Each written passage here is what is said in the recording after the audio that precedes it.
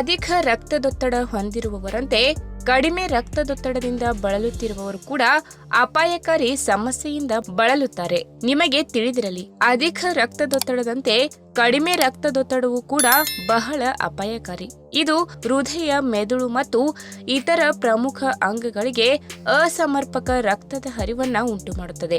ಇದರ ಪರಿಣಾಮ ತಲೆ ತಿರುಗುವಿಕೆ, ದೇಹದಲ್ಲಿ ಅಸ್ವಸ್ಥತೆ ಉಂಟು ಮಾಡಬಹುದು. ಹಾಗಾದ್ರೆ ಕಡಿಮೆ ರಕ್ತದೊತ್ತಡವನ್ನ ನಿಯಂತ್ರಿಸುವ ಸುಲಭ ವಿಧಾನ ಯಾವುವು ಎಂಬುದನ್ನ ಇವತ್ತಿನ ವಿಡಿಯೋ ಮುಖಾಂತರ ತಿಳಿದುಕೊಳ್ಳೋಣ. ಅದಕ್ಕಿಂತ ಮುಂಚೆ ನೀವಿನ್ನು ನನ್ನ ಚಾನೆಲ್ಗೆ ಸಬ್ಸ್ಕ್ರೈಬ್ ಆಗಿಲ್ಲ ಅಂದ್ರೆ ಪ್ಲೀಸ್ ಸಬ್ಸ್ಕ್ರೈಬ್ ಮಾಡ್ಕೊಳ್ಳಿ, ಹಾಗೆ ಪಕ್ಕದಲ್ಲೇ ಇರುವಂತಹ ಬೆಲ್ ಐಕಾನ್ ನ ಕ್ಲಿಕ್ ಮಾಡಿ. ಕಡಿಮೆ ರಕ್ತದೊತ್ತಡವನ್ನ ಹೊಂದಿರುವವರು ಉಪ್ಪನ್ನು ಸೇವನೆ ಮಾಡುವುದು ಬಹಳ ಮುಖ್ಯ.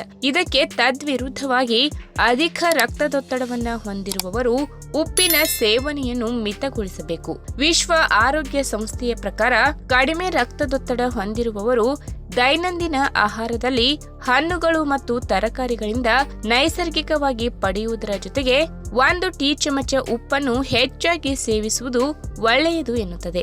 ಒಂದು ವೇಳೆ ತಲೆ ಸುತ್ತುವ ಅನುಭವ ಉಂಟಾದರೆ ಸ್ವಲ್ಪ ಉಪ್ಪು ಬೆರೆಸಿದ ನೀರನ್ನು ಸೇವನೆ ಮಾಡಿ.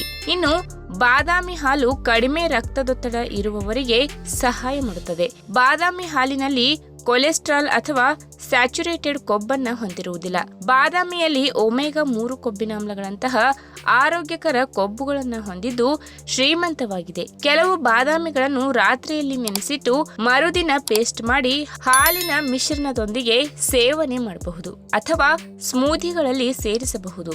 ಇನ್ನು ಕಡಿಮೆ ರಕ್ತದೊತ್ತಡದಿಂದ ಬಳಲುತ್ತಿರುವವರು ದ್ರವ ರೂಪದ ಪಾನೀಯಗಳನ್ನು ಹೆಚ್ಚಾಗಿ ಸೇವನೆ ಮಾಡಬೇಕು. ಪ್ರತಿದಿನ ಕನಿಷ್ಠ 2 ರಿಂದ 3 ಲೀಟರ್ ನೀರನ್ನ ಕುಡಿಯಬೇಕು. ವಿಶೇಷವಾಗಿ ಕಡಿಮೆ ರಕ್ತದೊತ್ತಡವನ್ನ ಹೊಂದಿರುವವರು ತೆಂಗಿನ ನೀರು, ಮಾವಿನ ಜ್ಯೂಸ್, ನಿಂಬೆ ಜ್ಯೂಸ್ಗಳನ್ನ ಸೇವನೆ ಮಾಡಬಹುದು. ಕಡಿಮೆ ರಕ್ತದೊತ್ತಡಕ್ಕೆ ನಿರ್ಜಲೀಕರಣವು ಸಾಮಾನ್ಯ ಕಾರಣವಾಗಿದೆ.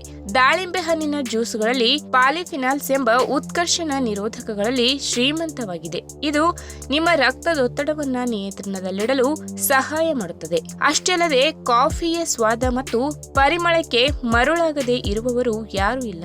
ನೀವು ಕಡಿಮೆ ರಕ್ತದೊತ್ತಡವನ್ನ ಹೊಂದಿದ್ದರೆ ಕಾಫಿ ನಿಮಗೆ ಸಹಾಯ ಮಾಡಲಿದೆ. ಅದು ಹೇಗೆಂದರೆ ಕೆಫಿನ್ ರಕ್ತದೊತ್ತಡವನ್ನ ಹಠಾತ್ತನೆ ಕಡಿಮೆಯಾದಾಗ ಚಿಕಿತ್ಸೆ ನೀಡುತ್ತದೆ. 1 ಕಪ್ ಬಿಸಿ ಬಿಸಿ ಕಾಫಿ ನಿಮ್ಮ ರಕ್ತ ಪರಿಚಲನೆಯನ್ನ ಸುಧಾರಿಸಬಹುದು. ಇನ್ನು ಅಧಿಕ ರಕ್ತದೊತ್ತಡವಿರಲಿ ಕಡಿಮೆ ರಕ್ತದೊತ್ತಡವಿರಲಿ ಸಮತೋಲಿತವಾದ ಆಹಾರವನ್ನು ಸೇವನೆ ಮಾಡುವುದು ಬಹಳ ಮುಖ್ಯ. ಪೌಷ್ಟಿಕಾಂಶ ಭರಿತ ಆಹಾರ, ತಾಜಾ ಹಣ್ಣು ಮತ್ತು ತರಕಾರಿಗಳನ್ನು ಯಾವುದೇ ಕಾರಣಕ್ಕೂ ಸ್ಕಿಪ್ ಮಾಡಬೇಡಿ. ಇವುಗಳು ರೋಗ ನಿರೋಧಕ ಶಕ್ತಿಗಳಿಂದ ನಿಮ್ಮನ್ನು ಪಾರು ಮಾಡುತ್ತದೆ. ಅಲ್ಲದೆ ಬಹಳಷ್ಟು ಜನರು ಆಹಾರವನ್ನ ತ್ಯಜಿಸುತ್ತಾರೆ. ದಿನಕ್ಕೆ 3 ಬಾರಿ ಊಟ ಮಾಡುವ ಬದಲಾಗಿ 4 ಬಾರಿ ಸಣ್ಣ ಸಣ್ಣ ಭಾಗಗಳಾಗಿ ಸೇವನೆ ಮಾಡುವುದು ಉತ್ತಮ. ಹಾಗೆಯೇ ರಕ್ತದೊತ್ತಡವನ್ನ ಕಡಿಮೆ ಮಾಡುವ ಮತ್ತು ಹೆಚ್ಚಿಸುವ ಶಕ್ತಿ ಯೋಗಕ್ಕೆ ಇದೆ. ಹಾಗಾಗಿ ಪ್ರತಿನಿತ್ಯ 30 ನಿಮಿಷಗಳ ಕಾಲ ಯೋಗ ಮಾಡುವುದನ್ನ ರೂಢಿಸಿಕೊಳ್ಳಿ. ಈ ವಿಡಿಯೋ ನಿಮಗೆ ಇಷ್ಟವಾದಲ್ಲಿ ತಪ್ಪದೆ ಲೈಕ್ ಮಾಡಿ, ಶೇರ್ ಮಾಡಿ, ಹಾಗೆ ನಿಮ್ಮ ಅನಿಸಿಕೆನ ಕಮೆಂಟ್ ಮೂಲಕ ತಿಳಿಸಿ.